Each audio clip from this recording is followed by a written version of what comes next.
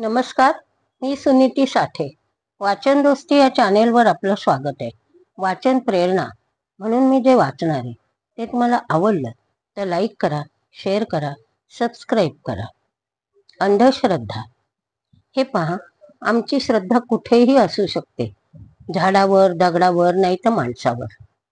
श्रद्धा ही श्रद्धा असते. श्रद्धा म्हणजे तरी काय? त्या वस्तूवर किंवा माणसावर टाकलेला पूर्ण विश्वास. आपल्या धर्माने निसर्गाला देवत्व बहाल केलंय. एखाद्या निर्जीव वाटणाऱ्या वस्तूतही देव असतो. इतकंच काय, जळी स्थळी काष्टी पाषाणी देव असतो.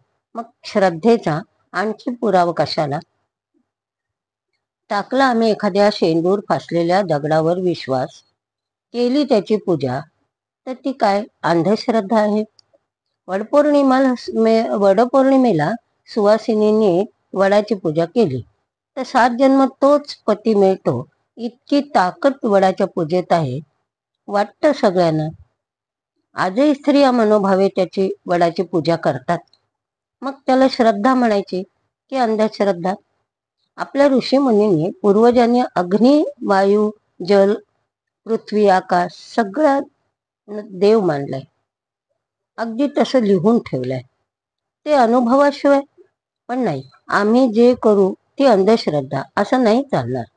आमची श्रद्धा डळमळीत करणारे तुम्ही कोण? आणि बघा, श्रद्धेशिवाय माणसाच्या हातून काही घडणार नाही. विचार करा, अंधश्रद्धा माजले म्हणता सगळीकडे. मग तुम्ही काय करता? दाखवताना श्रद्धा आणि अंधश्रद्धेतला फरक नुसता आरडाओरडा करून दाखवू नका. आम्हाला समजलं पाहिजे की श्रद्धा आणि अंधश्रद्धेमध्ये काय फरक आहे. अगदी बाबा बुवाकडे माणसं श्रद्धेने जातात. त्यांना माहीत असतं का हा भोंदू आहे म्हणून? फसतात बिचारे जाऊन. तुम्हाला काळजी असेल ना तर त्या माणसांची करा, जे श्रद्धेने जातात आणि फसतात त्यांची. अंधश्रद्धा निर्मूलन करणारे म्हणतात ना स्वतःला. मग अशा मोठ्या महाल बांधून राहणाऱ्या आणि गडीचं साम्राज्य उभा करणाऱ्या बाबांच्या वाटेला नाही जाणार तुम्ही? ते उघड करा आधी. ते तुम्हाला जमणार नाही असं आहे का?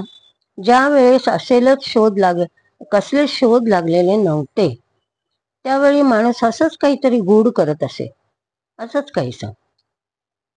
अंधश्रद्धावाले बोकाळलेत ना बाबा बुवांमुळे, तसे अंधश्रद्धा निर्मूलनवाले सुद्धा म्हणतात आम्ही तिथे लोक अंधश्रद्धा ठेवतील तिथे जाऊन त्यांना उघडं पाडू आणि दाखवून देऊ कसे ते फसवतात लोकांना.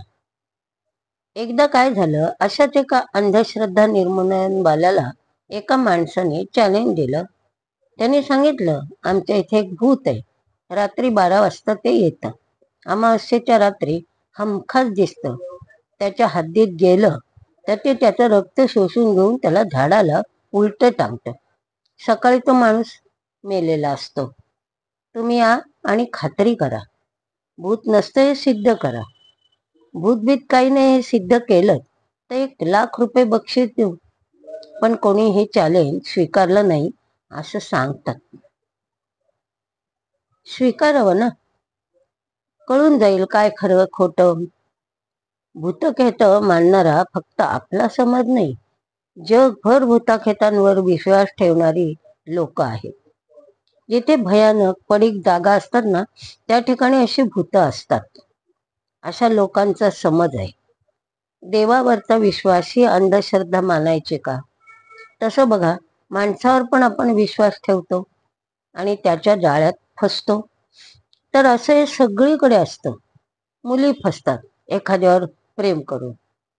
म्हणजे मुलीने प्रेम केलं ती अंधश्रद्धाच होती ना? तिने गुपचूप प्रेम केलं असेल. पण हे जे बाबा बुवांकडे जातात लोक, ते काय सांगून जातात? ते गुपचूपच जातात. त्यापेक्षा अशा लोकांवर तुम्हीच लक्ष ठेवा ना. पण काय होतं, अंधश्रद्धेच्या नावाखाली श्रद्धेला पण तडा जातो. कुणाच्या वरच्या? अंधश्रद्धा निर्मूलन करणाऱ्यांच्या.